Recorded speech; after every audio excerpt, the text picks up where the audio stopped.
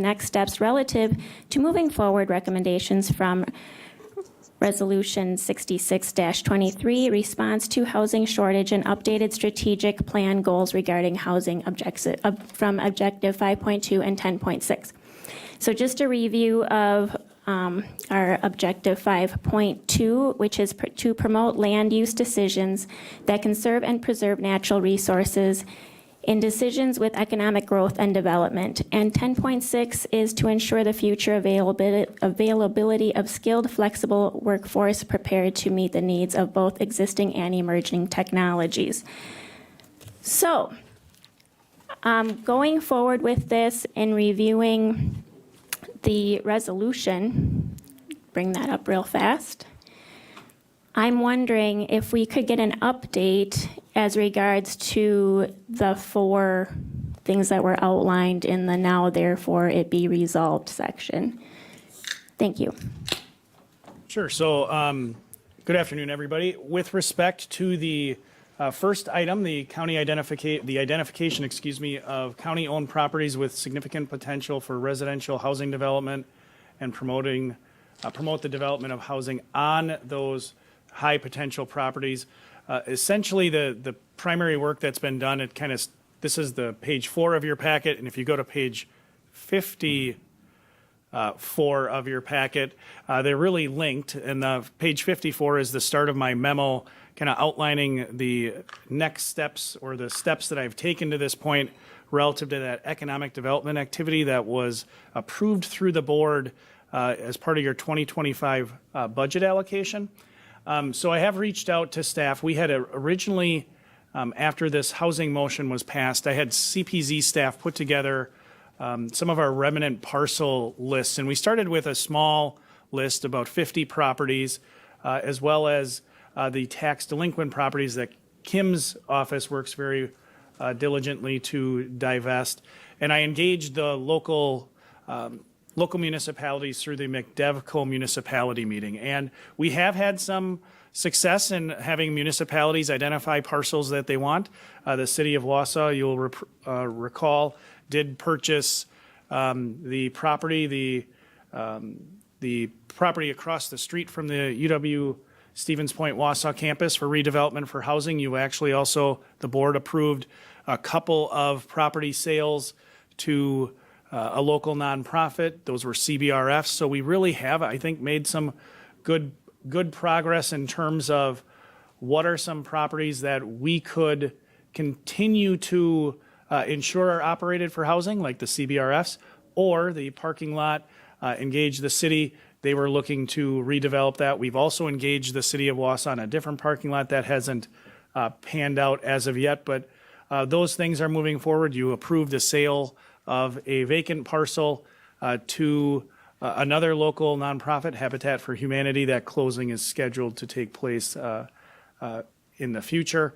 So good energy around that. However, the next step is really posting a position to kind of take this to that next level. And until the budget was approved, we didn't have that funding in place. I've also asked Conservation Planning and Zoning, and Kelly Westland is on from Bayfield to answer any questions.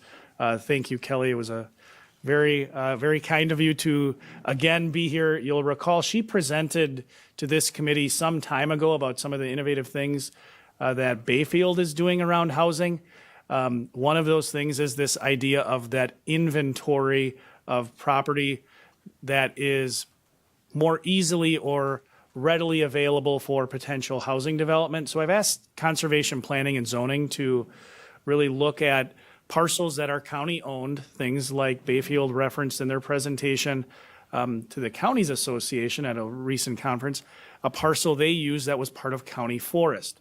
So I've asked Conservation Planning and Zoning to look at those county owned parcels and come back with a timeline for essentially a comprehensive map of those parcels that are county owned that are either in or adjacent to a sanitary or water district. So makes complete sense, right? That if you're talking about significant housing development, it needs to be adjacent to or within one of those areas where utilities are easily accessible. That's the low-hanging fruit. So I think that work is certainly ongoing. Relative to number 2, the prioritization of the return of tax delinquent residential properties to the tax rolls to enhance the availability of affordable housing stock. Kim is going to be presenting to HR Finance and Property next week on the kind of real positive things we've seen with the partnership we struck up with Wisconsin Surplus and our ability to, once we do take those tax delinquent parcels, to really have those sold, to get redeveloped. I think the opportunity for number 2 really blends into kind of number 3. But how do we ensure that those parcels are available for, or the tax delinquent properties they stay in the workforce housing arena? I think Bayfield's done some good things. You can ask questions of Kelly, but one of the things they put in place were the covenants on the utilization of that property so that it needs to be for owner-occupied housing as opposed to repurposed for potential rental or Airbnb usage, things like that. But we've really done, I think, a good job making some progress. We still have a long way to go.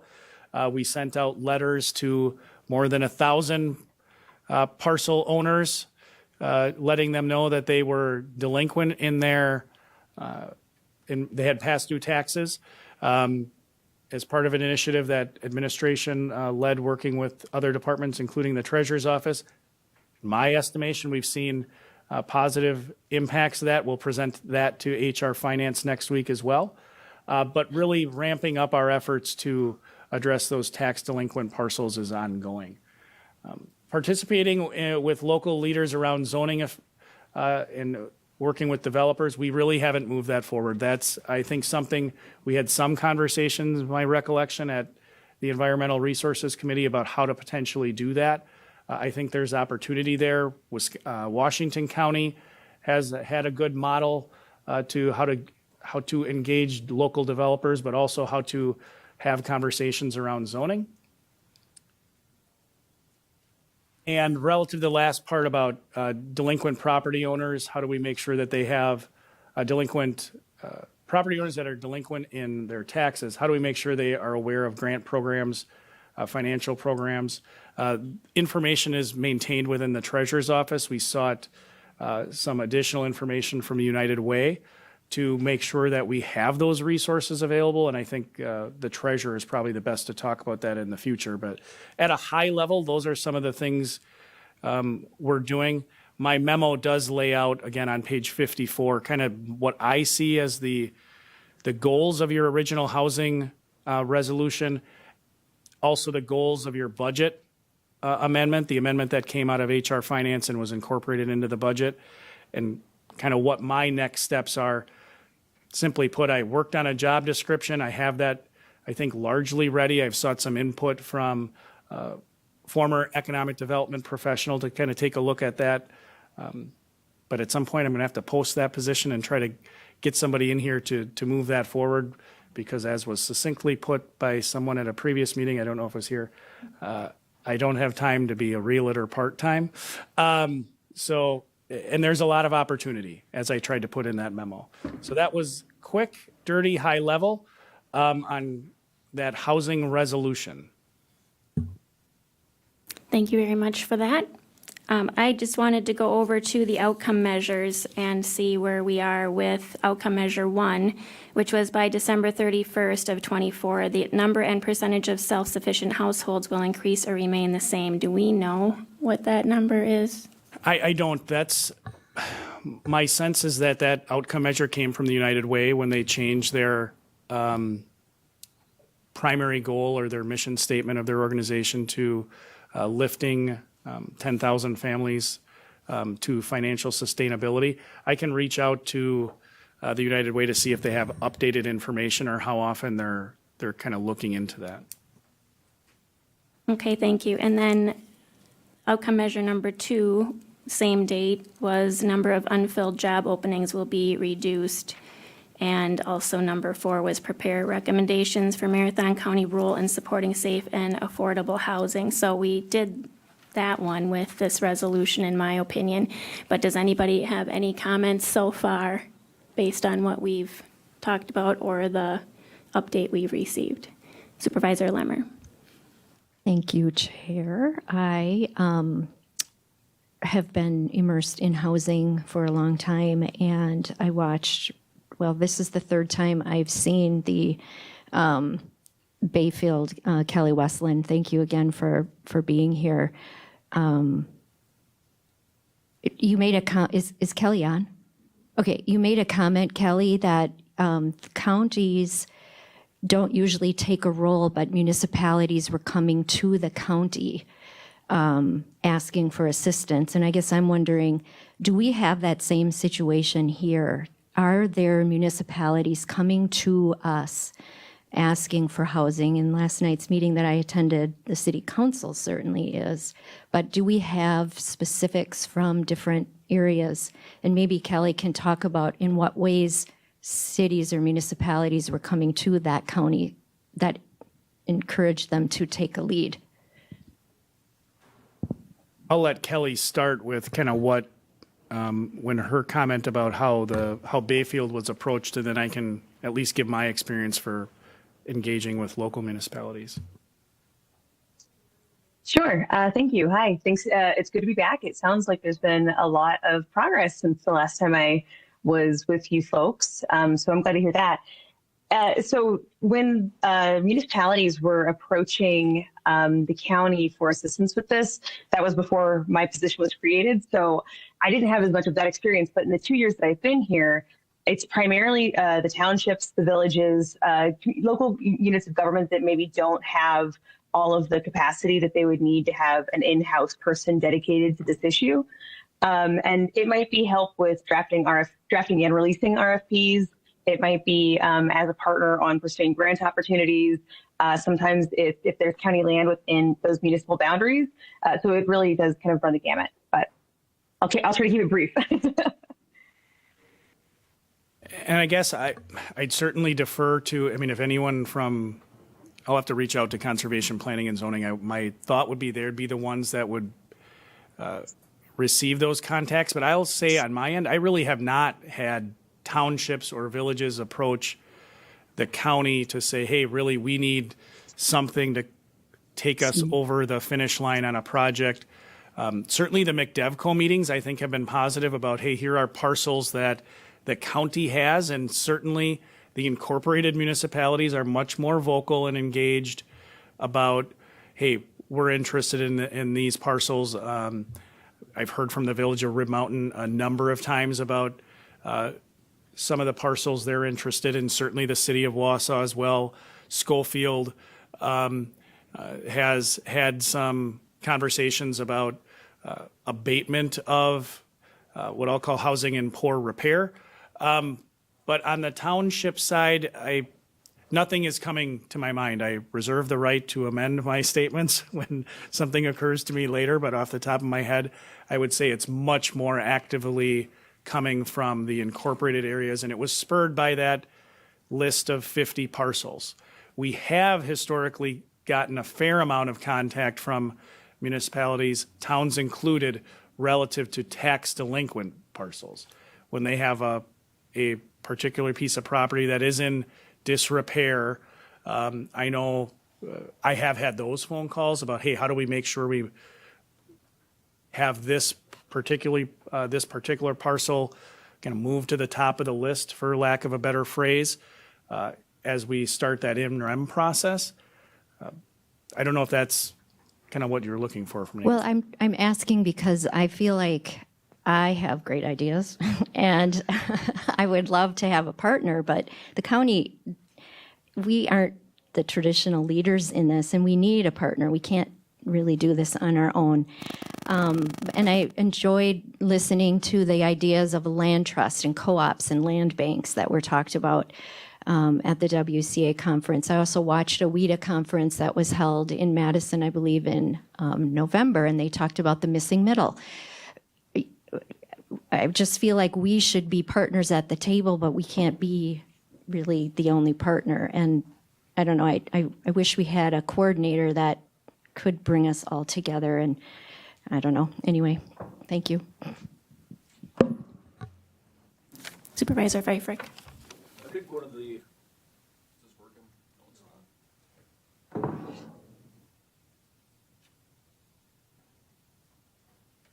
not. Check.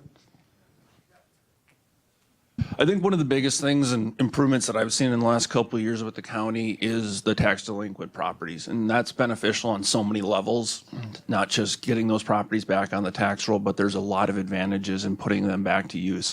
One of the things I saw in the Bayfield presentation that I really liked was some of their housing first initiatives in terms of their changes in the deed restrictions putting on these properties. Because my biggest concern with these properties going out there for the existing homes that they're going to get bought up, minimal improvements, and then be put back on the rental market. Would love to see those owner occupied where they're putting in significant investment or somebody's buying to fix them up, flip them. That's great. Getting them back to an owner occupied status. Second part is with the vacant parcels that they're not just being bought up by a neighbor that wants to have a bigger yard. Now that helps us a little bit from a tax perspective for land, but doesn't help us with our housing shortage, doesn't help us with tax base. So I think those are some things that we should look at in the future, incorporating those into potential ordinance or resolution, depending on how we do it. Supervisor Lemmer. Can we get data on how many of our parcels, maybe it's a Wausau thing, I don't know, but have our Airbnb or our short-term rentals, so we know if that's impacting like it was up in Bayfield County? I'm sure we could get that. On my weekly calls with colleagues, administrators in other counties, I know some of the, like Bayfield, Vilas, Forest, Rusk. I mean, there are services you can subscribe to that, at least this is my understanding based on conversations with them, that you can subscribe to that will give you some of that information about utilization for short-term rental. And there are licenses or approvals, and I'm going to look to Mike and put him on the spot, but I believe our health department is involved in some of that, or at least could be involved in some of that, so we could give you that information. My opinion, whether it's educated or not, again, not to put Kelly on the spot, but my sense is the data from Kelly's presentation about the high percentage of what they're dealing with up in Bayfield, Ashland, and that part of the state is fundamentally different than what we're going to see. That's not to say that we don't have short-term rentals in our community. I think certainly we do. The magnitude of that, we're, I would guess, several orders of magnitude away from where they are.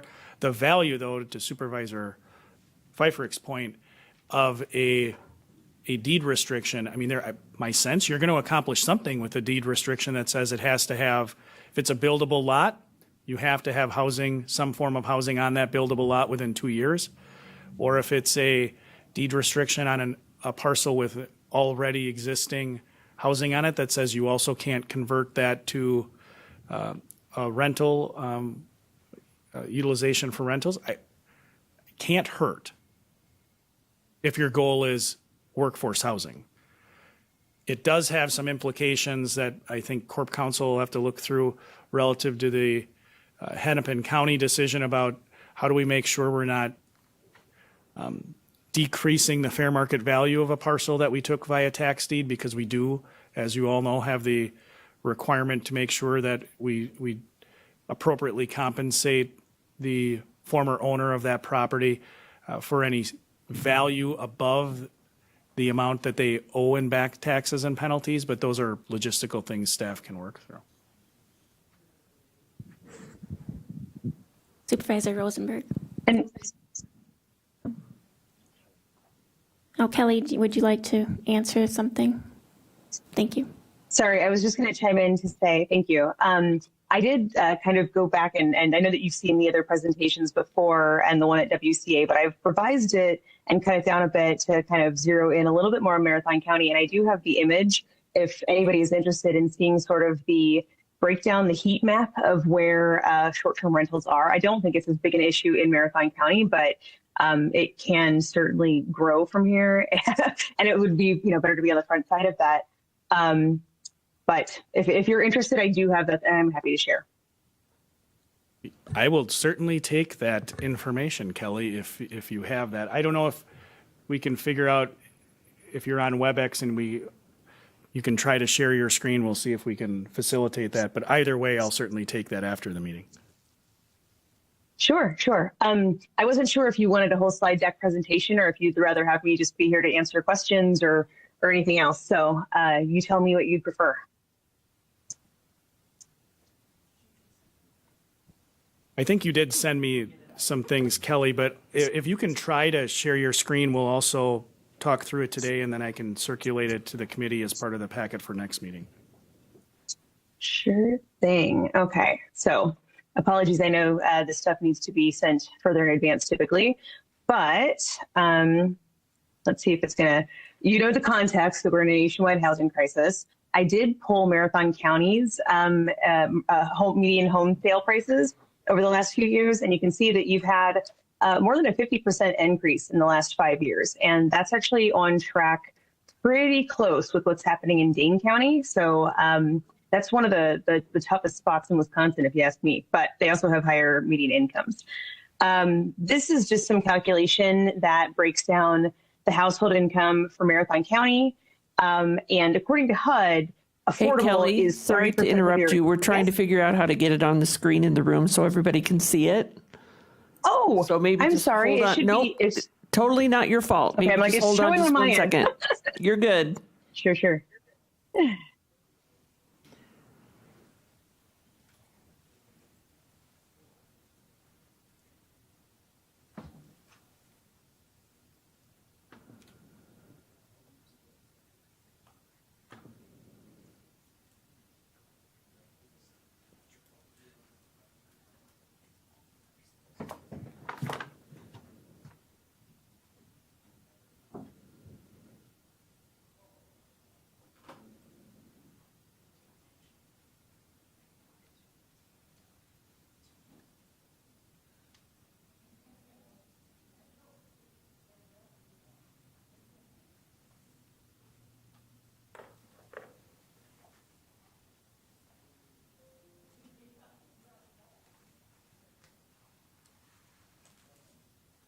I didn't mean to cause this kind of problem, but I can also resend this or send this revised version via email to somebody if that's easier. I just don't know that we have WebEx capability to put it in the room on the screens, but we're working on it.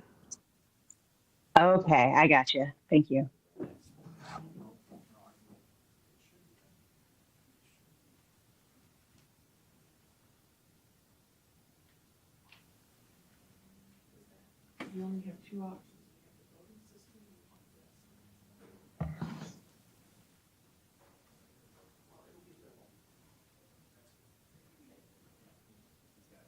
Okay. Okay, Kelly, I think what we're seeing is the slide that says, what is affordable anyway? Okay, that's where we should be. Great. So anyway, according to HUD, when we talk about affordable, that doesn't necessarily mean subsidized. It just means that you're not spending more than 30% of your income on housing related costs. And so with that in mind, I took the median household income for Marathon County, the $76,185, and 30% of that is, roughly divided by 12 months, around $1,900. And if a median single priced home or a median single family home in Marathon County is $235,000, that was the end of 2023, by the way. So it's actually ticked up a little bit more since then. Given the current interest rates in Wisconsin, that means that anybody who is a median household with a median income household buying a median priced home with a 30-year mortgage and a fixed rate would need a down payment of $53,000. So that's actually not as bad as a lot of communities across Wisconsin, but it's still a pretty tall order to have $53,000 in the bank before you even go for the mortgage, for a lot of people anyway. And trying to advance that. There we go. This is what came to mind when you were talking about the short-term rentals. This is the heat map where you can get a better sense of where, we've really got a lot of short-term rentals as a percentage of available housing units.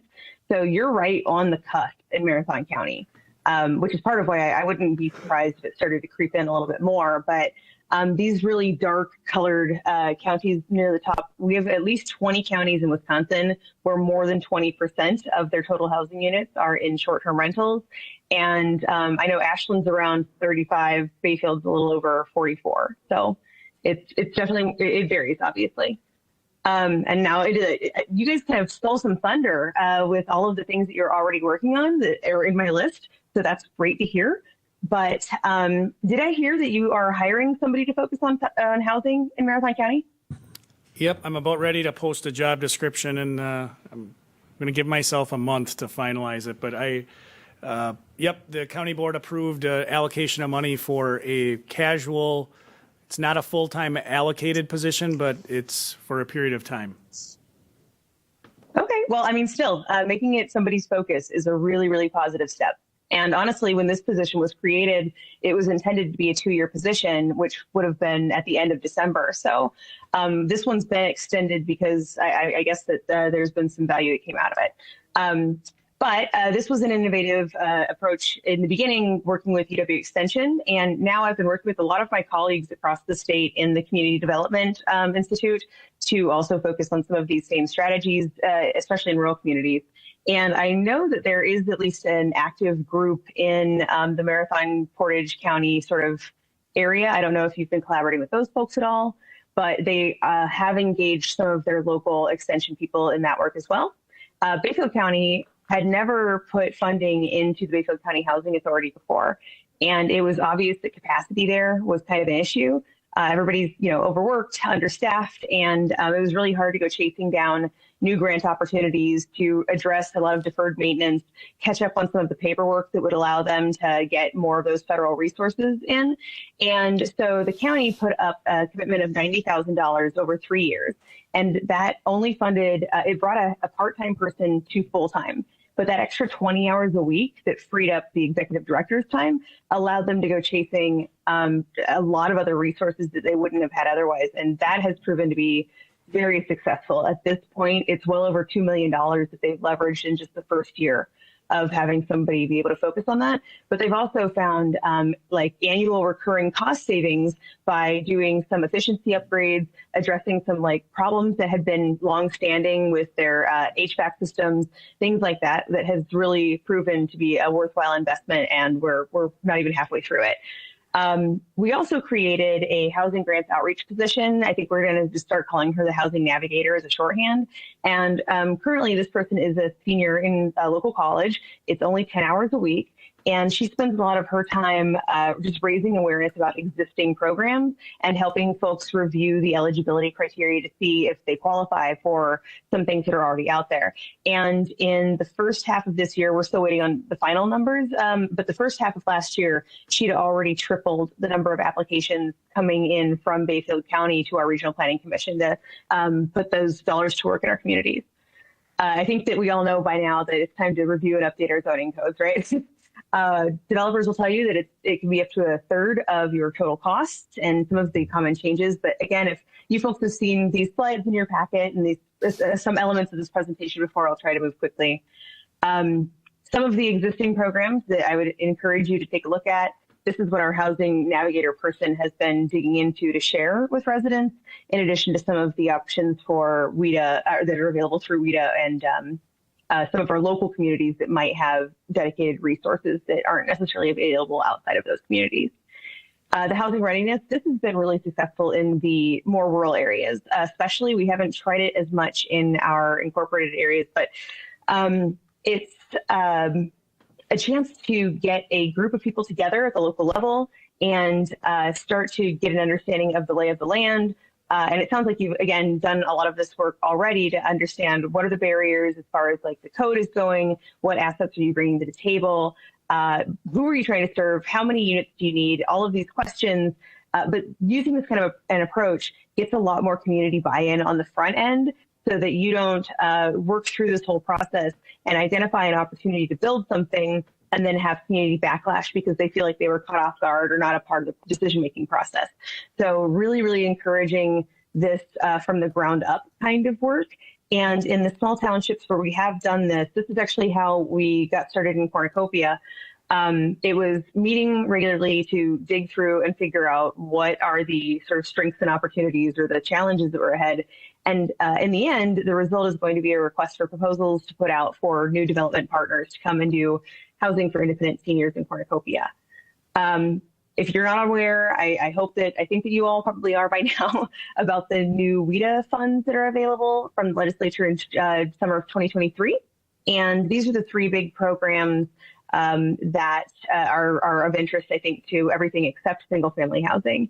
And you will have to update the zoning ordinances to mainly reduce timelines and costs associated with permitting. You will have to update the housing element of your comprehensive plan. It sounds like you have done that. And then you have to secure the funding for the project. But a lot of communities are a little behind the ball on this one. So it's good to know that you folks have started to make progress. I was just going to say, so no one's coming to save us. Like this is a problem that is not going to be solved by someone else coming in. So be proactive, gather the information that you need. It's great that you're building a parcel inventory. That's fantastic. And know that, there might be some false starts here and there, but it's just important to keep progressing. And again, that community engagement piece, and I would encourage you to lean on some of your organizational partners in the community, including Extension, to make sure that residents have a chance to chime in. And your Extension partners can also help conduct community surveys to gather information about preferences, what style of housing, what kinds of amenities they're wanting, a good bit of the information that would help at least fill out a real market study. And we were pretty intentional about doing this regional study that has really helped to inform a lot of our other work going forward. These have been mentioned a couple times already, but at the county level, we're going to try it and see what happens, right? And right now there are a few properties already that have been purchased and renovated that are under these restrictions. And so no short-term rentals on those foreclosure properties for 10 years after the sale. And the requirement is for, as has been said, buildable lots, 24 months for a residential structure where it makes sense, and occupancy within 6 months where the structure exists. And just a note, though, these can still be rentals, but they're intended to be long-term rentals. They're not eligible for the permits that you need in order to operate a short-term rental for at least 10 years. I would encourage you to also, look at your state and federal legislators and make sure to let them know when a program doesn't work for your community. We've ran into this with some of those new WIDA programs where the minimum number of new units for the vacancy to vitality requires 16 apartments. And we have a lot of vacant buildings that we could repurpose, but most of them aren't large enough to meet that requirement. So it kind of takes that resource off the table for us in a lot of ways. But I would encourage you to provide that feedback and see if we can improve this as we kind of work the kinks out in this new legislation. We've talked about some of these things, or I've heard you talk about some of these things, these innovative approaches. But we're, the community land trust now is up and running.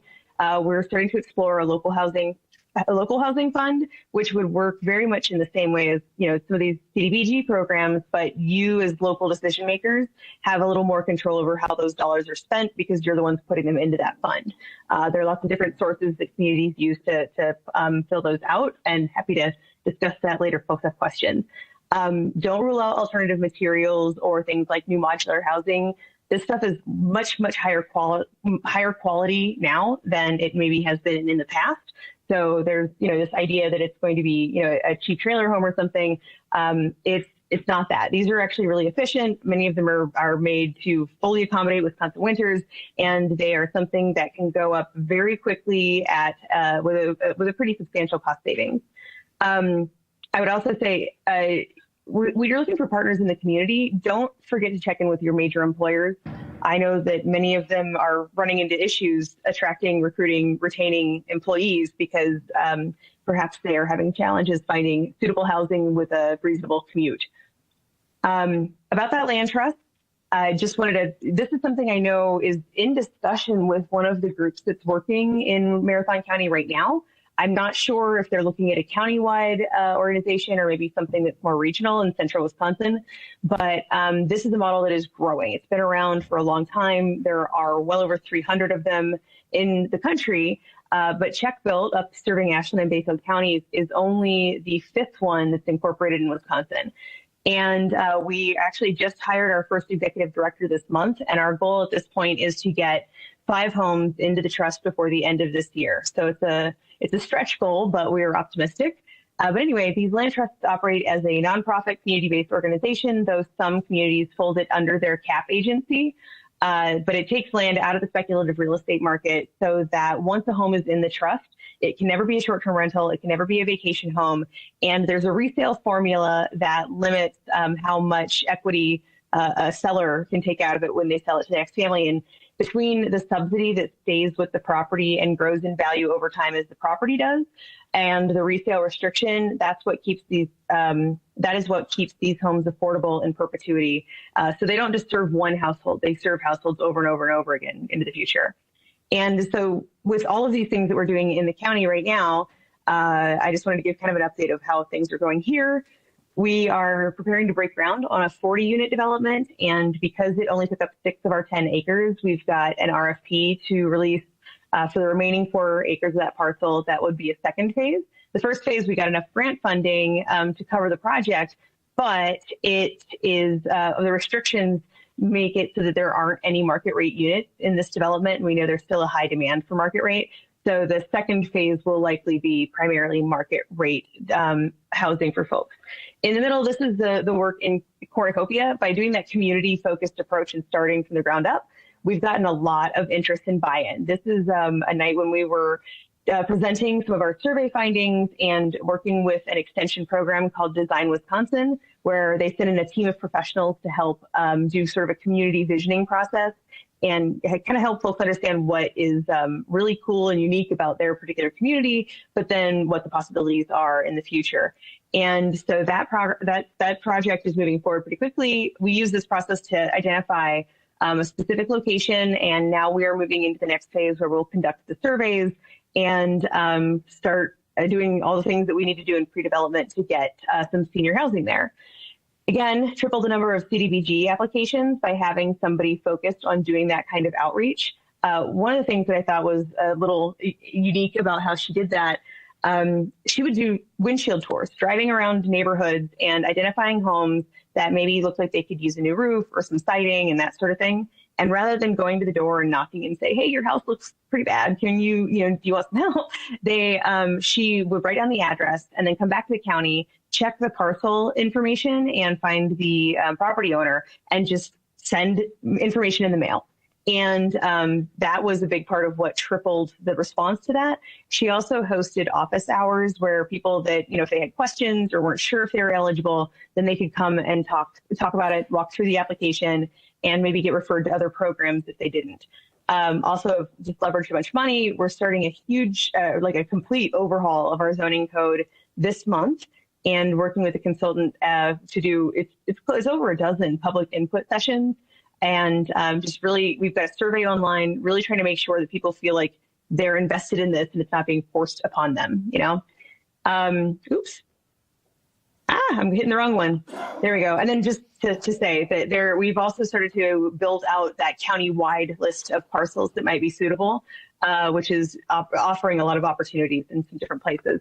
And from my county administrator, this is some information that might be of particular interest, but we know that the private sector is not really meeting this need at this point, and there are all kinds of reasons why, but counties do have that access to land. Counties have a lot of control over zoning, and the county as a whole is affected when there is not housing available for the people that are living and working in your communities. So if you start losing those employees, especially in critical sectors, here it's education, law enforcement, first responders, healthcare workers. Those are critical members of our communities. And if they can't afford to live here, then the rest of us are going to have some more serious concerns down the line. So I would encourage you, though it is uncommon for counties to take the lead, to not be afraid to at least offer some kind of leadership there or bring other partners to the table. But again, sorry, I know that was a lot and fast, but this didn't happen overnight. It's going to take time, and you might have to get a little creative. And there are certainly solutions that work in some places, but not others. So if it's coming from the folks where you live, that's definitely ideal. And that's it. So I will stop sharing and open it for, any questions or? Well, thank you very much for that. And does anyone have questions? Go ahead. Thank you, Madam Chair. Kelly, this is Lance Leonard, County Administrator. So I reached out to when you talked about your housing authority, is that your community development block grant regional contact that you're talking about? Or No. Okay. Does Bayfield County have its own specific housing authority? You must. It does. So it's kind of also unique in that there is the Bayfield County Housing Authority and there is a City of Washburn Housing Authority, and they share a staff. They are two separate organizations with two separate boards, but they kind of meet together. So that is the organization that we were putting the $90,000 into, but the CDBG funds are run through our Regional Planning Commission. Okay, because our situation with our community development block grant is our region administrator is in Juneau County. So I was wondering, and I actually did reach out. I haven't heard back from them as of yet to utilize some of that funding to adopt the strategy that you referenced, that is engaging them to really make sure that the target of those funds, that your community, Marathon County, is actually our residents are able to avail themselves of those, because I suspect, like your experience has been, that applications are not where they should be. So it's Washburn and Bayfield. You guys have essentially the same staff, just two different. It's a joint housing authority, yeah. But with the Regional Planning Commission, things like people don't know those programs exist, or they just don't think that they qualify for it. Especially if they hear that it's for low-income households. And I think that there's a great example in Iron River where the starting wage for a paramedic is about $48,000 a year. And the CDBG program is available to households at that level. So these are, professional folks that actually do qualify, and you'd be surprised at how many healthcare workers or teachers could get into those CDBG programs, but just don't realize that they qualify. So follow up on that. So your planning commission administers those funds. They're not located in Washburn, right? That's no, they're down in Spooner. Yeah. And ours again is in Juneau County. So has one of your strategies been to actually get somebody located in Bayfield County, or just better advertising and communication to the communities in Bayfield of those programs? If I'm being honest, I think that we might be making our Regional Planning Commission folks want to pull their hair out a little bit, just because they didn't write, promotion or marketing or outreach into the budget for the grant that they got with those dollars. So we're on our own. That was that $10,000 allocation that the county has made. They just renewed it for 2025.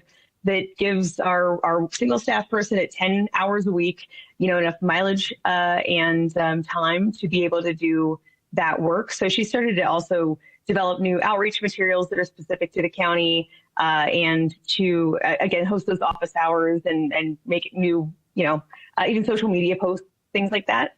That was a county-led initiative, and we're, I think, the only one of their 9 counties doing that right now. Well, thank you.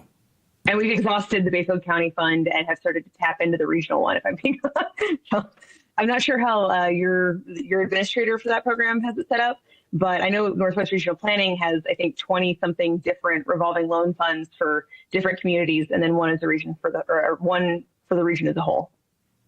Yeah, I wasn't sure either. That was one of the reasons why I reached out, and I'm particularly interested. I mean, we're the largest county by far in terms of landmass, but also in terms of population in that group. If I'm being a little bit selfish, I don't know why they're not here as opposed to in Juneau County, but that decision predates me by decades. So thanks for the help. Sure. Supervisor Lemmer. So when we take a property by tax deed, do we then have jurisdiction over the zoning on it? I'm thinking of that one piece of property that we just kind of earmarked for the Parks Department to use as a parking spot on West Street. That you said was too small to build on. I assume that's because it's Wausau's codes that don't allow it to be built on. What if Wausau were to change their codes to make more dense housing on, or lot sizes smaller? You know, do we ever work with municipalities in that way? When we're trying to change zoning codes, it seems like Marathon County only has jurisdiction over some codes. So how do we make big change like that when we've got lots of municipalities that, and farm preservation and all these other rules that kind of conflict with dense housing?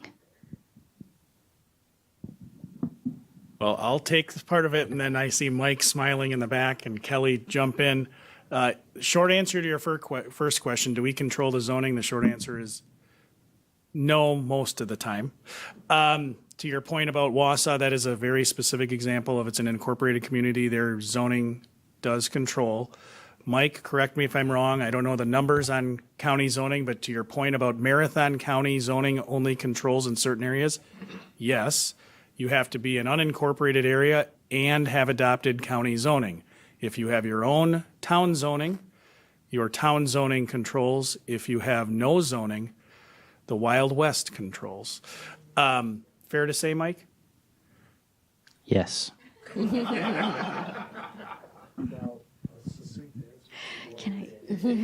What about permitting fees? I've seen in some of the webinars I've attended, they talk about making permitting fees go away. Somebody was, I don't remember if it was Bayfields or if it was WIDA, where they were offering credits to pay for sewer and water hookups.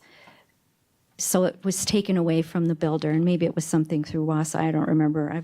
I've been immersed in housing and have watched a lot, but you know, are there ways that the Marathon County can impact that, or is that also municipality by municipality?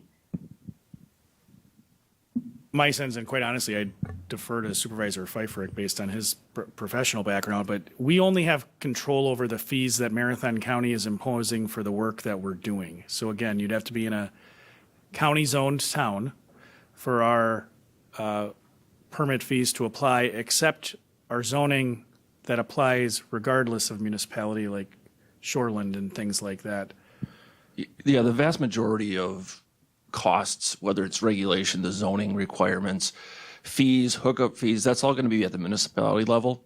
There are some fees that the county has. I'm thinking just recently there was a $75 fee added for addressing signs when there's a new subdivision or new parcel created. But the vast majority and the largest cost is borne at the municipality level.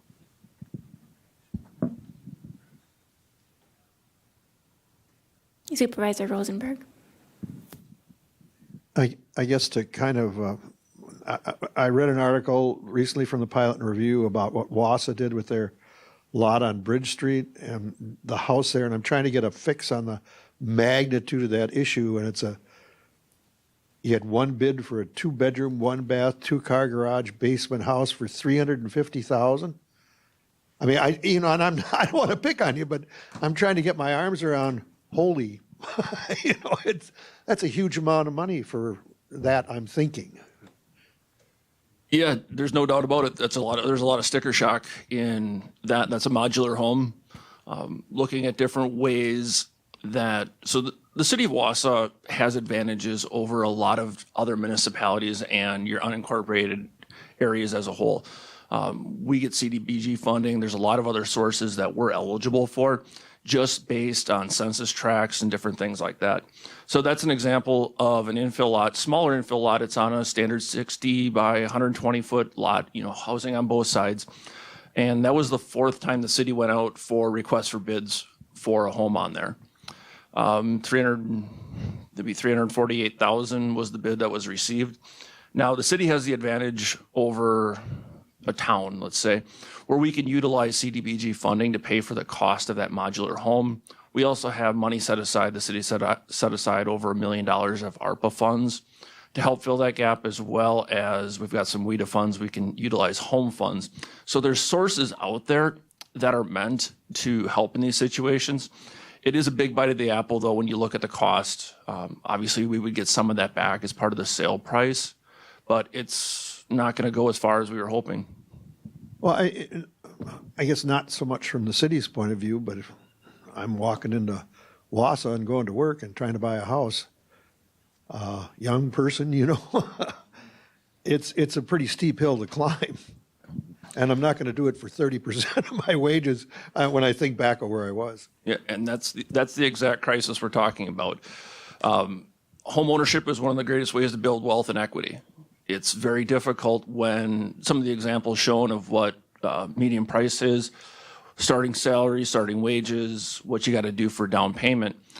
For example, there's a new subdivision that was approved on the west side of Wausau off 68th. It'd be off 72nd as well. It'll connect out that way with Green Tree.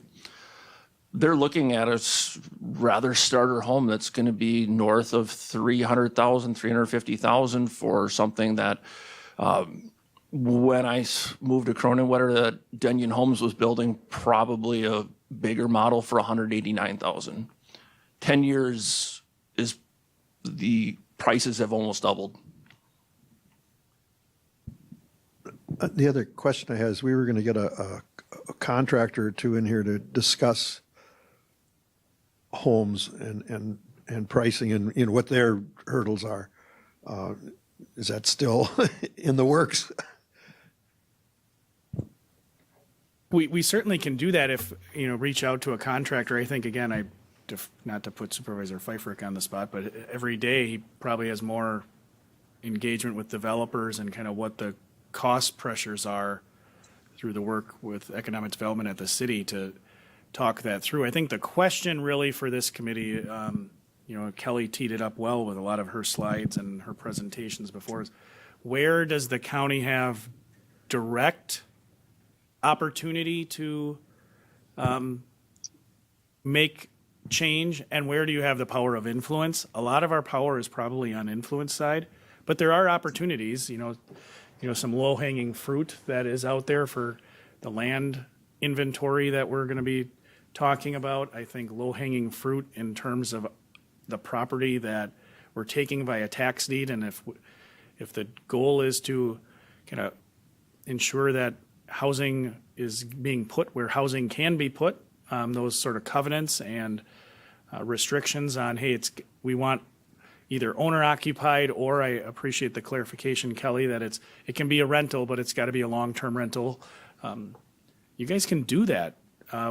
We just need direction from staff to then go and prepare the necessary resolutions and ordinances to kind of make that be the will of the board.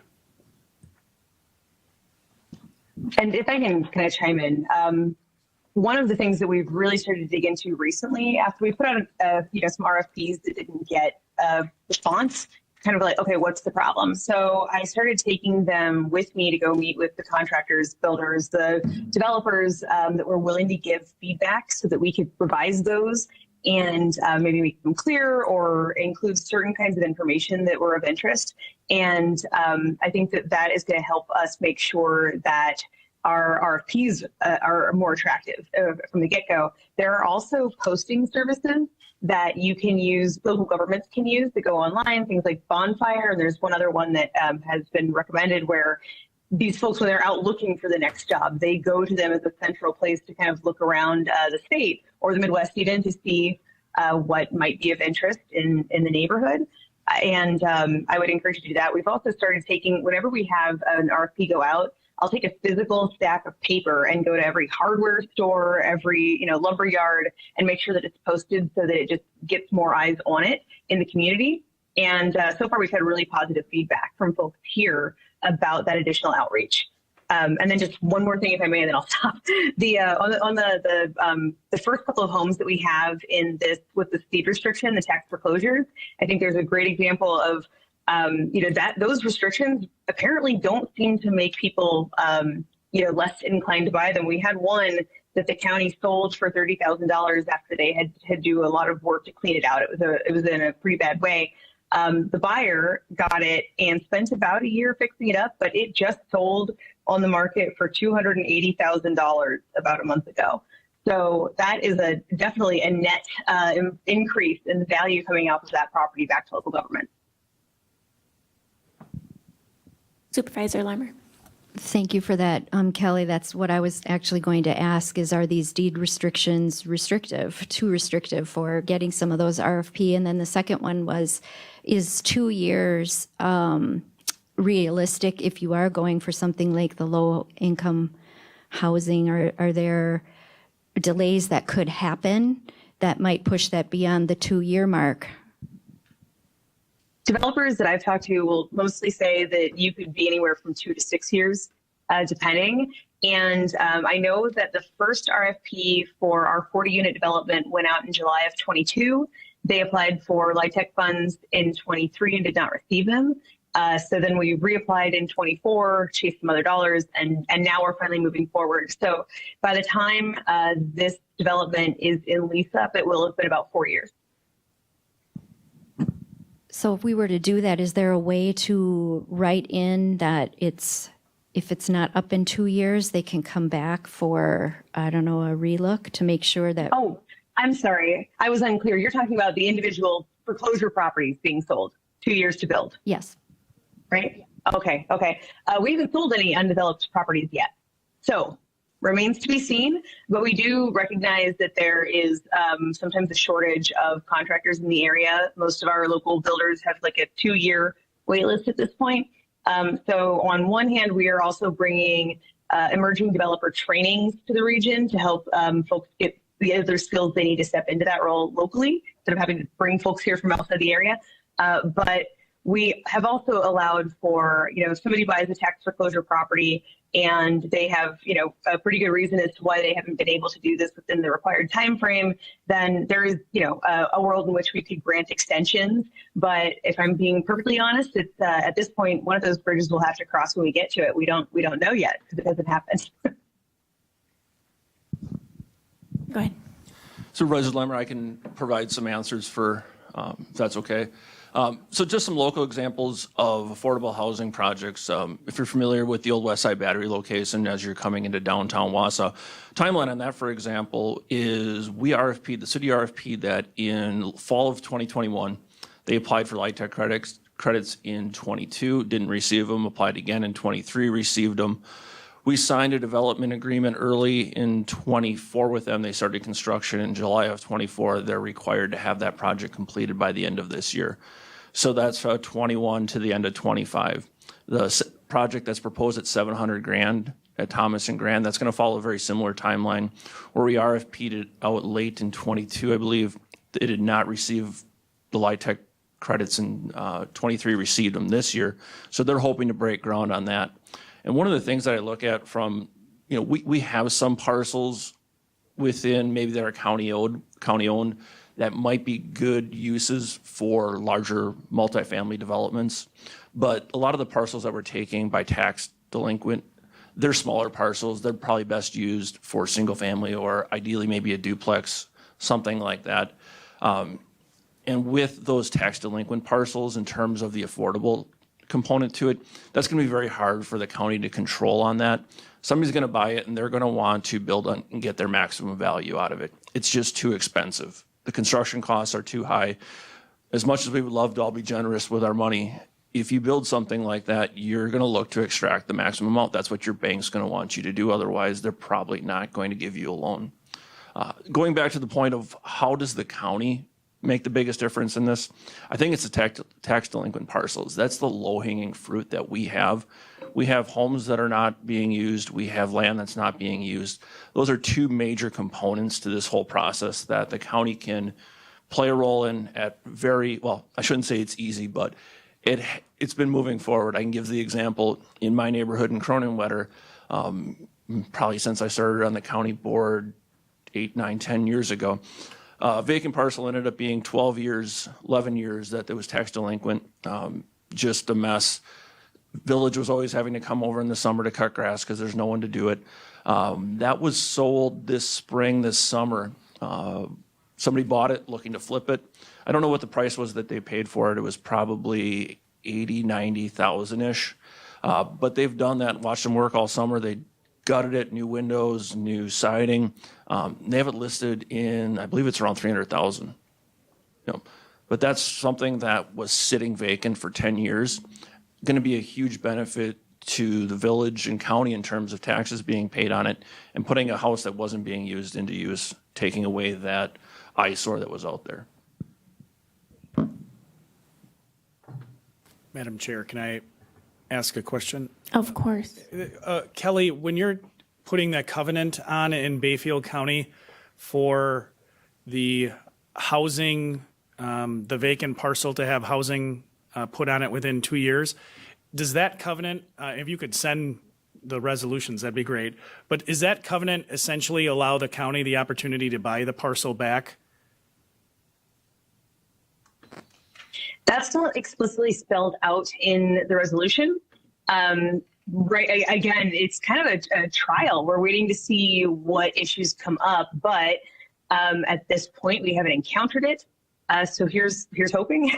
Sorry, it's not a better answer for you than that. No, that's what the language we put. Marathon County has sold a number of parcels, and that's what we've put in is essentially that for a parcel that was being used for a desired use, like a CBRF, we put in that you need to continue to use it for 10 years in that form or fashion, or the county has the ability to purchase it back for the amount paid plus any improvements.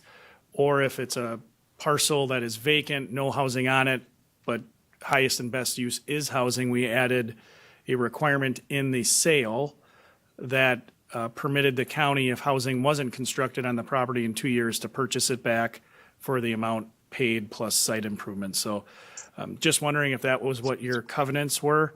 I'll have Mark email me the resolution. I'm going to take that back to, no, that's, thanks for the good idea. I'm going to bring it back to Bayfield County. Anyone else?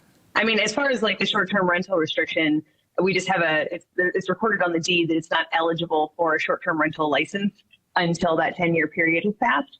And I don't know if, again, I know that short-term rentals aren't the biggest issue for you folks yet, but the county also invested in a new position that is shared between the health department and the zoning department, just so that they had better communication between the like inspections and the zoning regulations and that kind of thing. So far that's also been helping keep track of short-term rentals that are out of compliance by not being registered or, getting their license.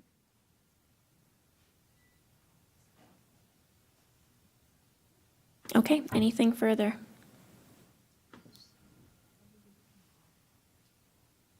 It was discussion only, right? I did have, it's on for action if you have anything, but first, okay. Kelly, I don't know if anyone has anything else for Kelly. Otherwise, thank you again, as always. Thanks for the opportunity. Much appreciated. I will send the new slide deck along with the resolutions. Thank you very much. Yes, thank you very much. Thank you. Vice Chair Pfeiffer. One of the things I mentioned, Chair, in the past is having Synergy come in and give a presentation. I don't know if that was who Kelly was directly talking about with the land trust land bank concept, but it's something that they're in their infancy of looking at. I think it would be a good presentation for the committee to see in the next month or two. It's really in its infinite stages at this point, but it might be something that's useful. They're obviously going to have a lot more regional aspect than what we're looking at Marathon County, but obviously we're in their region, it could be beneficial. I've sat in on some of the land trust, land bank conversation. There's a coalition around the state that meets, I think, on a monthly basis that Scheck Built is part of, and there's some interesting concepts out there. It's hard for me to envision my role at the city, how we would be a part of that, but there's opportunities. But I think it would be good to have Synergy come in and provide a presentation, not only on what they're doing for that potential program, but just what they do in general. I think it'd be good education.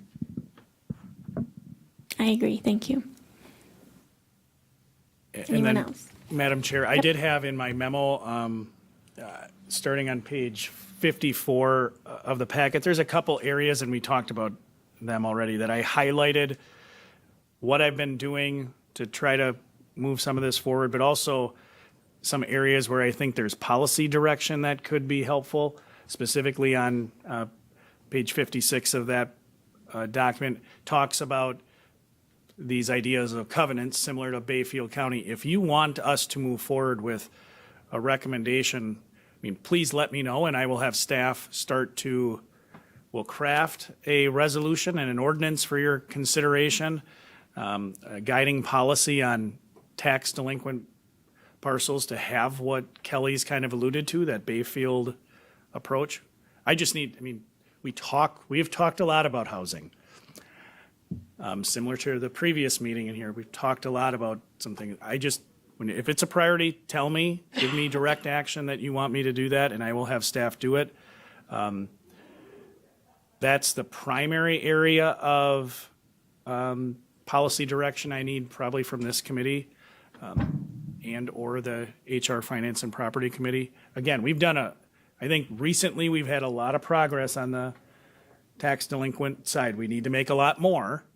But to Supervisor Pfeiffer's point, some of the parcels that really need to be cleaned up have been. We still have a lot that we need to work through. And in a perfect world, people continue to use their house and pay their taxes. That's, if the letters that I referred to before just do that, that's a win. Well, just speaking for myself, I'm in favor of you having staff be directed to do that. Does the rest of the committee feel about that? I give a thumbs up from Supervisor Rosenberg. Any comments? Thumbs up? Yes. Absolutely. There are two policy directions. One's on 56 and one's on 55. Are we directing for both? I mean, in my mind, I would say yes, but I agree. to be clear, are we? Yes, Is this just absolutely. for one or both? The earlier one about policy direction, starting with, it's I think more conversation about how do we really talk about surplus property and divestment? Does it start with the municipality, or does the county just move forward? And that might be more property specific. So, what caused me to put that in there was, talk about River Drive buildings. Those will be county staff, if things go according to plan. Really, the end of April, early May, staff will be largely out of those, or completely out of the River Drive buildings. Do you want us to, there's two ways to go. One is go at it alone. The other is sit down with Wausau and really start with the municipality. That might be property specific. Maybe your answer for River Drive, your direction is one thing versus a different parcel. Maybe not, maybe just list it. I don't know that that's teed up well enough for you to act, but certainly I think you've talked a lot more about the covenant idea, and we can bring you something if that's what you want. I would say the second direction in terms of the restrictions, deed restrictions, I'd just like to know from legal perspective, and I think the vacant parcel having to be built on in 2 years is pretty self-explanatory. I'm just wondering how restrictive we could go with vacant homes. Can we restrict them to no short-term rentals, or can we restrict them to no rentals in general? It's a good question, and when we're talking about tax delinquent properties that we've acquired, I think the analysis has to be how much, if any, will the restrictions reduce, the amount that that the property is worth, and how does that impact the amount that we're going to owe to the previous owner, and how does that wash out? Will we end up having to cut them a check? Will we be able to sell and still have proceeds that take care of the outstanding taxes that were owed? So it might be a property by property kind of analysis and discussion, depending on what type of restrictions you're looking at, what the value of the property is, what the property could look like in the future. I would add one thing to what Mike said, and we've had this conversation at HR Finance and Property. In terms of adopting a kind of overarching policy, the idea of getting an appraisal, we've talked about when do we want to do that for the reasons that Mike just referenced, right? If we're going to put some form of restriction on a parcel, we want to make sure or imagine a world where you want to actually improve the parcel yourself, right? We want to make sure we have an appraisal of the property in the condition it was when we took it, keep track of any improvements or restrictions we put on it, and then have an appraisal of what we expect that difference to be. Now, when we sell it, we will actually we will have a good assessment of if we put a restriction on, we'll know what the impact of that restriction is, at least arguably. if the appraisal came back initially at 250 and we sell it for 225, I think arguably if I'm the previous landowner, I'm saying, I know what the cost of that was. It's that difference of $25,000. That said, if the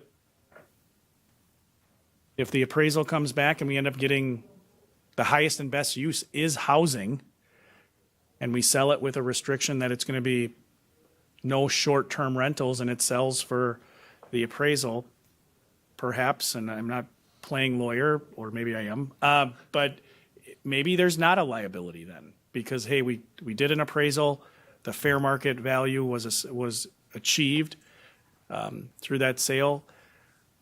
It's really my sense, this is the county board making a decision about what your priority is. If your priority is housing, and I think, again, Supervisor Pfeiffer did a nice example. Do you want to, if it's a buildable lot, do you want to say, buildable lots, you need to put housing on it? It's not, hey, I'm a neighbor and I really like green space, that I'm willing to pay for that green space. Do you want to do that or not? And we can bring back a draft and then you can tweak it. I'm in favor of the draft. Yes, everyone is in favor? All in favor. Fantastic. I think we can operate on consensus on that one. We'll bring you something back. All right, perfect. Moving on. Great discussion, everyone. Thank you very much.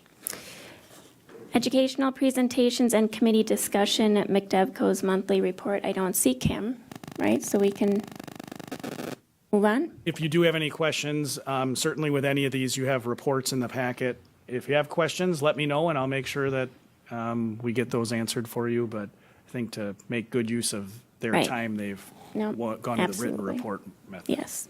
Same with B with library, and now we have C, UW Extension monthly report, including but not limited to a report and discussion on the county extension dairy program. Heather, come on up. Thank you.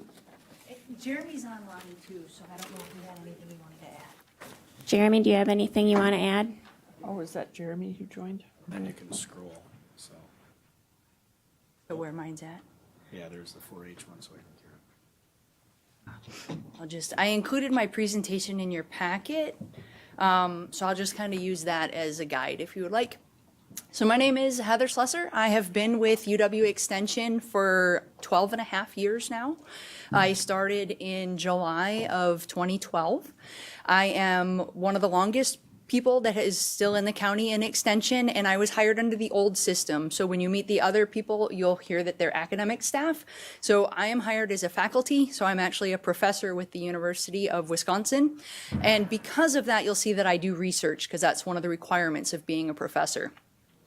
I wanted to start by giving you some of the county statistics. There's 353 dairy farms within the county, and their total industry sales amounts to $627.4 million, which is about 2.7% of the total county sales. And dairy within the county employs just over 2,000 employees. So, rolling. Okay, a little bit about myself. I have a bachelor's in animal science, a minor in chemistry, a master's in genetics and animal breeding, a master's in agriculture education, and then a PhD in reproductive physiology. So you'll see a lot of the work that I do with Extension focuses more on the reproduction aspects of dairy cattle and also on that calf care aspect. So I run a biannual artificial insemination class. I've been doing this since 2015. And the reason that I've been doing it is because in 2012, the breeding companies within Wisconsin, particularly the northern part of Wisconsin, so including Marathon County, said, we do not have the capacity to teach farmers how to breed their cattle. And the farmers said, wait a minute, we can't always get a technician. We need somebody to breed our cattle on a regular basis. And if we can't find somebody to do it, we need to do it. And one thing is about breeding is it is a very time sensitive thing. When that animal comes into heat, you literally have about 8 to 12 hours to get that animal bred. Otherwise, you're waiting another 28 days. And so with dairy cattle and beef cattle, it's important for their livelihood to get these animals bred in a timely fashion, because if they're not bred, they're not producing milk, or they're not producing an offspring, which is the bread and butter of these farms. So in April and October of every year, I partner with a local farm. There's one in Stratford that we work with and one in Colby. And so kind of mixing it up between the two farms, but they allow us to use their animals that are on their do not breed list, which means they're going to leave the farm in a short period of time, either because of reproductive issues or low milk weight issues, whatever the issue may be. So we work with those animals so that farmers and producers or employees of the farm can get hands-on experience with breeding these animals and learning how to do it. Pre-COVID, it was a 2-day, all-day, 8 to 4 o'clock class. After COVID, we've sort of rearranged the format a little bit because we couldn't do that in-person time for that long. So we now do 2 evening sessions for 2 hours apiece. So from 7 to 9 on a Tuesday and 7 to 9 on a Thursday. We do the classroom portion of it, and then we follow that up with an evening. So we'll do Thursday evening from 4 to 6:30, and then a Friday morning starting at 8 o'clock and going until noon, where they're just strictly hands-on with those cows. The class participants have said they like that better because it's less time away from the farm, and so that allows them not to have to get somebody to come in and milk their cows for 2 full days. They only have to get like an evening milking and a morning milking the next day. So we have had participants come from a lot, like the Midwestern states that are shown on the slide there, but 181 of them have come from Wisconsin, and most of them are from either Marathon County, Taylor, Clark, or Wood County, so from the surrounding counties here. Besides the animal insemination or the artificial insemination classes, I do some animal welfare classes, which include animal handling. So teaching farm employees, how do you work with cows? It may seem weird, but some of our employees that are coming from southern states or even southern countries outside of the United States don't necessarily have a farming background. And so they come to these farms looking for a job because they need employment, but they don't know how to work with the animals. And they're completely different than like your dog or your cat. So teaching them how to work with the animals, getting into calf positioning, that's the picture in the upper right-hand corner. When a cow goes into parturition, we hope for the best. We want it all to come out right. We don't want to have to intervene, but teaching farmers, when do you intervene and how do you intervene? How do you feel and identify if you have to intervene? And then a vaccination program as well. So a lot of that calf care and that calf survival depends on the colostrum, which is that first milk that the cow provides.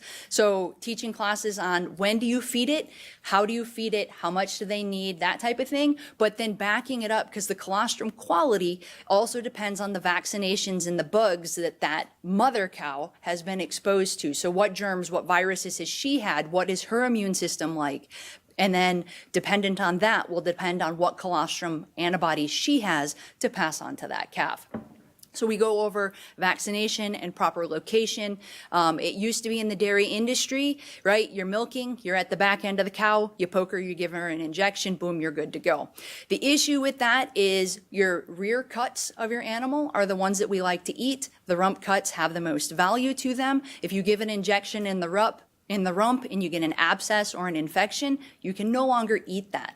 Also, when we hang our carcasses are hung from the back end down with the face down towards the floor. So if you get an abscess up in the rump area and then you pull that hide off, that infection and that pus goes all the way through and that entire carcass is condemned. So teaching where we should put our vaccines and what vaccines to give is really important. I also do farm safety classes with our sheriff and firefighters. So a lot of them as well have not been on a farm. They don't know what to do with animals. And ironically, in the middle of a fire, cattle will return to the barn because that is what they know is safe. That is the last place they felt safe and secure. So you're trying to get them out and they're wanting to go back in. So working with the Marathon County Sheriff's Department and the fire and EMS around the county, getting them trained on how to handle livestock, actually holding with the research farm in Marshfield some hands-on days. So we've released the heifers at the farm and they've had to corral them and put them back in the pens and get them back where they need to go. Also, I'm sure if you guys have been in the county for a while, you've heard of a couple of the trailer tips that we've had on the eastern side of the county over by Hatley. A couple of years ago, we had a trailer of livestock that was heading out to to JBS that took a nice little tip and we had a bunch of cows running around. So working with them on what do you do if a trailer tips and how do you secure that scene. I also run an annual Farm Women's program. So this is not a dairy-related program because one thing that we know about our women is that they tend to have small business. So niche businesses, more of your CSAs or direct-to-consumer type businesses. So working with them on how do you actually run this farm business and looking at the financial aspect of it. Because what we do know is that women, when they are involved in dairy, tend to feed calves and do the books. But not all of them have necessarily that financial background on how to keep the books. So working with them on that. Getting into the research that I did, I just finished up a year-long project on transfer of passive immunity. So again, that's looking at those calves and how much immunity did they get from that dam through the colostrum. Worked with 29 total farms and drew blood on 3,117 calves. For this project, you can see here, I have myself in the back and then Jade sort of cut off. We tried to do a selfie. But Jade, I hired, she was my research associate for the year, got a grant to run this project. Our goal was to identify if there was a big difference between our retained animals, which would be the heifers that stay on the dairy farm to become replacement animals within the herd, or our non-retained. So these are heifers that get sold. They're the dairy beef crosses that we're seeing a lot of on the dairy farms for extra income, or they're the bull calves. So you can see we had about equal numbers within that breakout.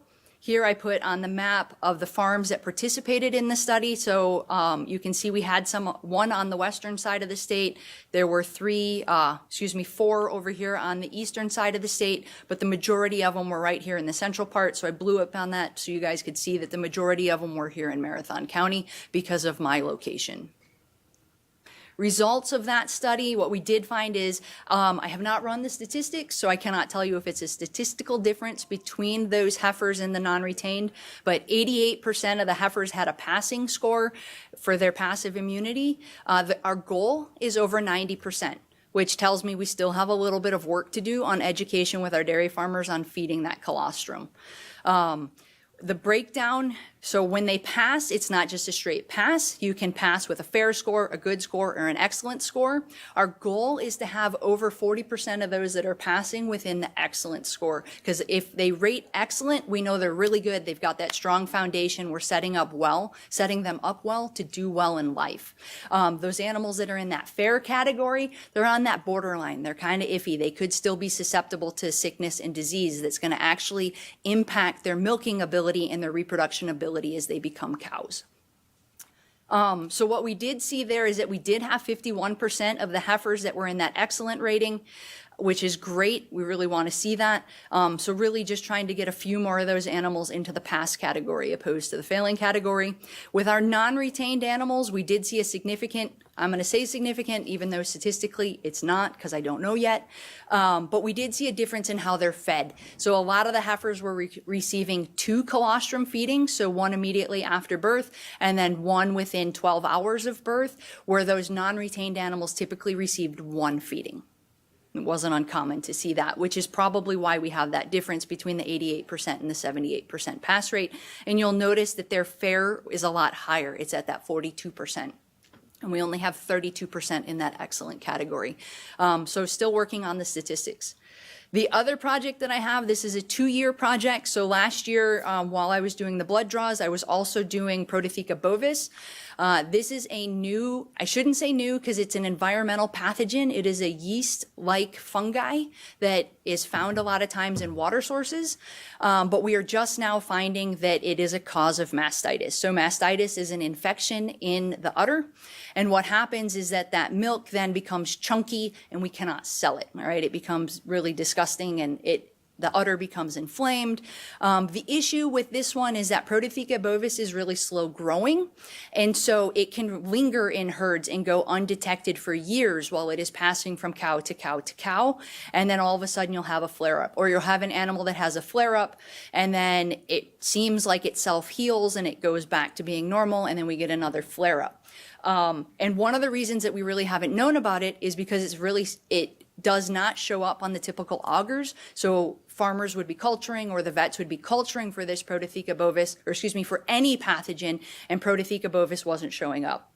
So I'm using a specific agar plate to culture specifically for Prototheca bovis, and I'm also culturing for 72 hours, where most of your typical lab cultures are between that 12 and 24, 48 at the longest, because it doesn't show up if you only culture for that short period of time.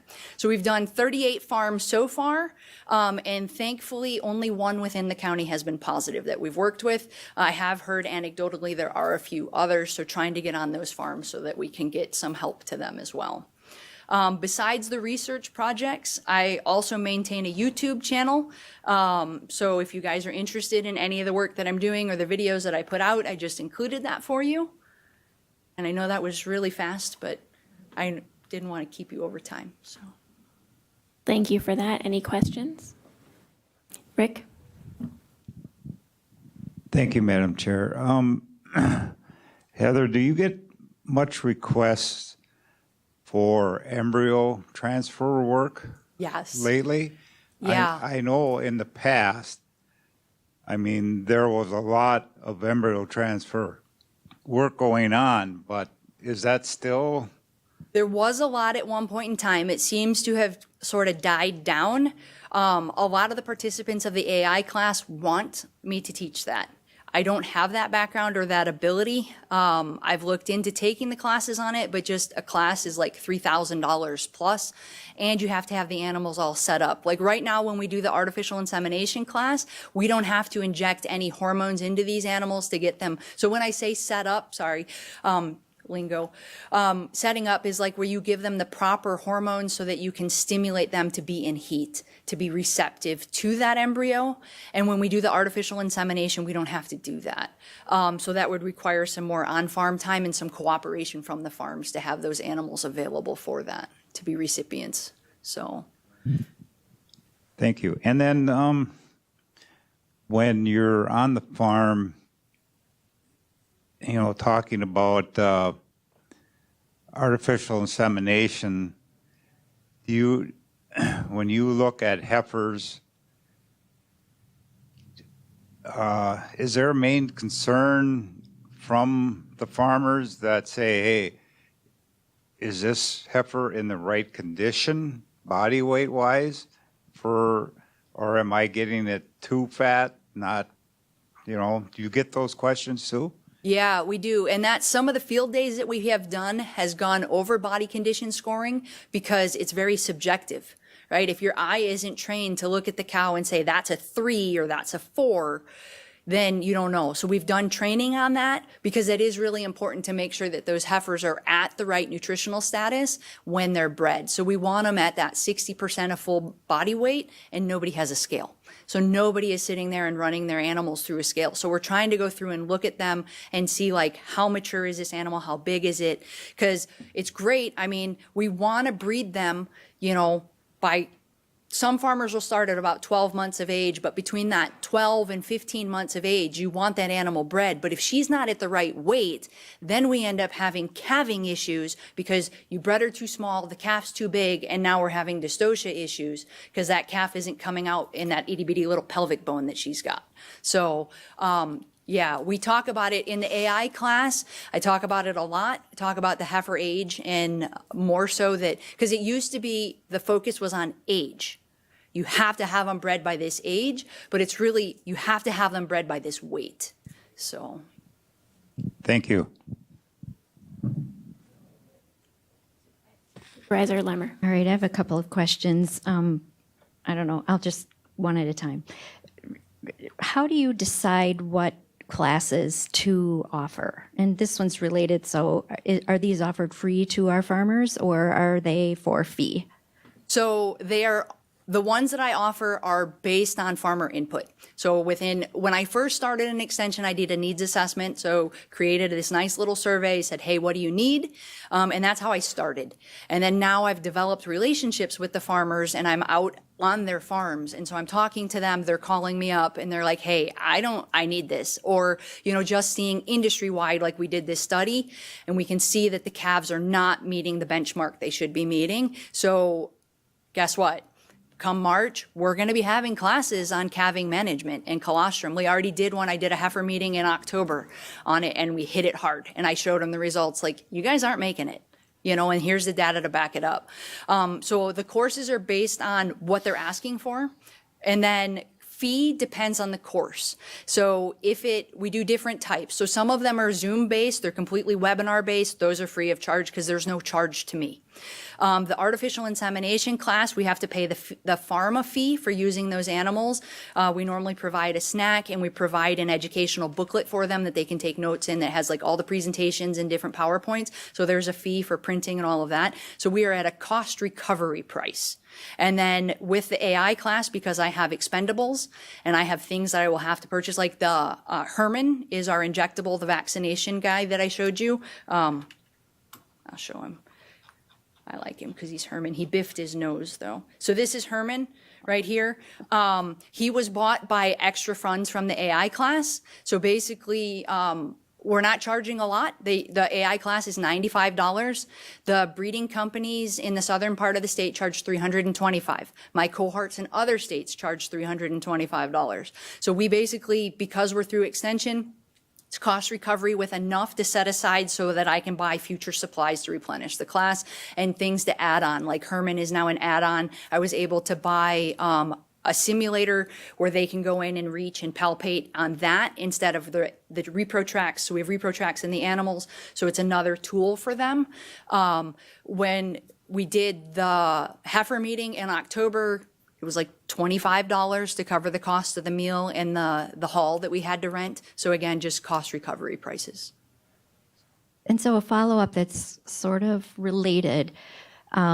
I feel like we have a lot of plans in Marathon County, and this might be for Jeremy if he's still on, otherwise maybe Lance. You know, we have a land and water, we have our strategic plan, we have our comp plan. Is there ever a time where, and maybe not you, this might be for, we have several other extension programs where we can leverage that? I'm thinking specifically earlier this week, there was an environmental resources discussion on, are we going to restrict winter spreading? And there were questions about staff time. And it seems to me we could really partner together if our conservation team could work with maybe our natural resources, or I don't know if that would fall under ag. It doesn't sound like it because you sound more dairy than water. But at any rate, is there a way we can leverage so that we can hit lots of targets with one stone? And again, I'm not really sure that's through you or... I think I can. I don't know if Jeremy's on and if he wants to take a stab. I'm going to take that as a no. So I can tell you from my experience and what we've done over the years. So when the comprehensive plan comes out, we sit down as an office and we look through it and say, where do I fit? Where can I fit into this? And I know, like, traditionally, dairy has marginally fit into your comprehensive plan where you get into like your water quality. And so you're going to hear from Melissa Ulrich later. I'm not exactly sure what time she signed up for, but she's your new crops, the regional crops person that's shared with Clark County. And so she would be a good one to fit into that plan. I know that I have worked with the grazers out of CPZ because, again, if they're already doing it, I don't want to do it. You know, it's not a good use of my time. So we've partnered together on field days where maybe they talk about the grazing aspect of things and I talk about the body condition scoring of the animals.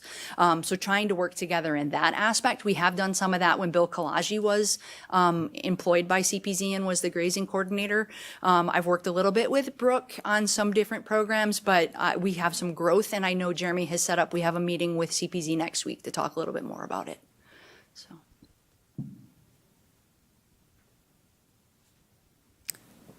Chair Gibbs. Thank you, Heather. Just really one question, probably more for information. Have you seen a switch in the AI from breeding for genetics and for registered cattle to breeding for calving ease because of the CAFO farms that are more out there, and they're breeding for milk production? Yeah. So we have seen a lot, especially so I'm going to add to your question, so just so you guys have background.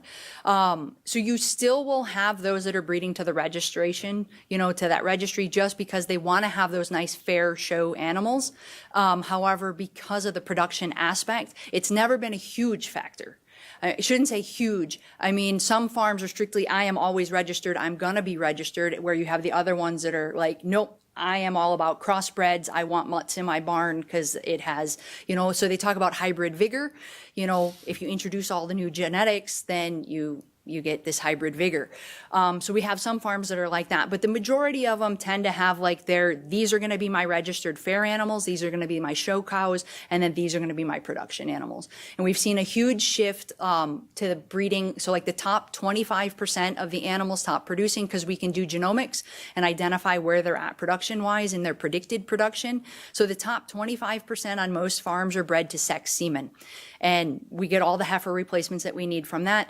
And then the next 25 could be bred to like your traditional non-sex semen, or what we are typically seeing more of is that the remaining 75% is being bred to beef.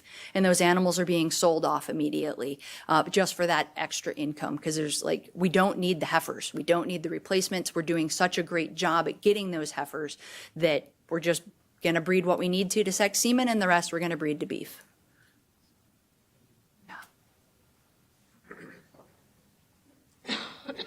I have two questions. I'm not sure you can answer them, but I'm going to ask them anyway.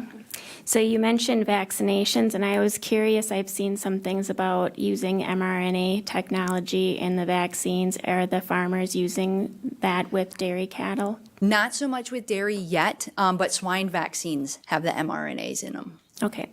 And then what, if any, effects on dairy production is there if the cattle are located near wind turbines? Do you have any information on that? I don't know that one. Okay. I don't know that we would even have enough research to know at this point because they're so new. Okay. Great. Thank you. Yeah. Any other questions? No? Well, thank you very much for your presentation. Thank you. Thanks for waiting. Sorry it was so long. It's okay. All right, next we have UWSP, and I don't see anyone here, so we will do E, update from Child Caring on the implementation of the scholarship program. Thank you, Kelly, for waiting. I apologize, it's running late. I have learned a lot about dairy farming. It was very interesting, Heather. And, interesting the common threads between housing and childcare with affordability and accessibility, of course. But anyway, hi again, Happy New Year. I'm Kelly Borchard, Executive Director of Child Caring, and appreciate the opportunity to just come in and give you a super informal update about the Child Care Foundational Training scholarships that the county was so graciously helped us to fund for 25 and 26. And so we included in the packet one of our promotional flyer that we're using. We just kicked the program off actually mid-December, which maybe was a little tricky timing with the holidays and things like that. But we were able to host an informational session with all of the group childcare centers in Marathon County. And so we had 7 out of 17 attend, which I think is pretty good to get, 7 of those director owners in a room together to talk with them about the opportunity. And then as a staff, we made emails and phone calls to anybody who wasn't able to participate so that we made sure that they understand all the details about this opportunity. We've really spent the last couple of months strategic planning about what this program could look like, engaging with the providers, talking through the guidelines, the processes, developing the training aspects, and developing the timeline of the trainings to be offered, and really now are in the promotional marketing stages of getting it posted on Facebook, where we know lots of especially young moms are, which is probably one of our primary target audiences. We actually did some marketing within city pages. It was front page of our January newsletter. We sent a lot of emails to community partners, including our county board members, in hopes that you would please share the information as much as possible to help garner interest and awareness about the program. We're also, last night or this morning, I don't know if you caught on Channel 9, Mickey, our assistant director, talked about the program through Channel 9. We're hoping to do the same with Channel 7 here shortly. We had talked briefly with Wausau Pilot and Review, and so hopefully we can get back on their radar. We looked back on our numbers for 2023 and 2024, and we actually had almost 40 potential providers contact us who were interested in opening family childcare programs, and so those are immediate contacts that we want to make as well. Again, that's a very targeted audience, and those people were specifically located in Marathon County. Next week, we have a startup meeting again. We'll hold these monthly in 2025 to talk with people about what it takes to become a child care provider. And again, our goal for this foundational training scholarship program is to reach 30 individuals, get them trained with the 150 hours of required training that they need to work in a child care program, along with CPR, over the next, course of the next 2 years. And so I think we're off to a good start. We've got a couple people signed up and registered, which is super cool. And we've got a couple weeks, several weeks before, our deadline for applications we put out is January 31st. But of course, we would accept people up until February 13th, which is the kickoff of the first class. So happy to answer any questions. I know it's so late in the day. I'm sorry. Any questions? No? Well, sounds good. Thank you. We're super excited. Glad to hear there's a couple people signed up already, and hopefully we'll get some more. There's a few weeks to go, so excellent. Sure. Thanks, everyone. Thank you.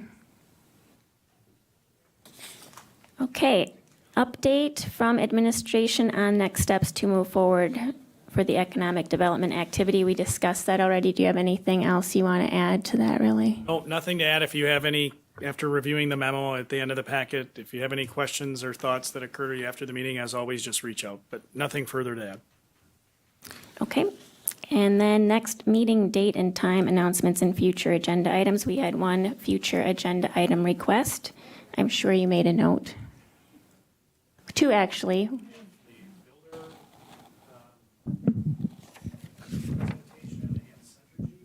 Yes. I suspect the Synergy will have to be in March because I'm going to be gone at the February 6th meeting, and I suspect that they will be too at the same conference, so. Okay. All right. So next meeting is Thursday, February 6th at 3:00 p.m. And then I'll take a motion to adjourn, please. Motion by Hagan, second by Rosenberg. All in favor? Aye. All right. Thank you, everyone. What's the West Street property? It's across, it's across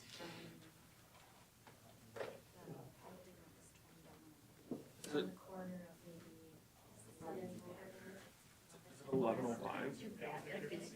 It's like a half lot, because there's another half lot. This one used to be where some trucks were parked on it. You know what I mean?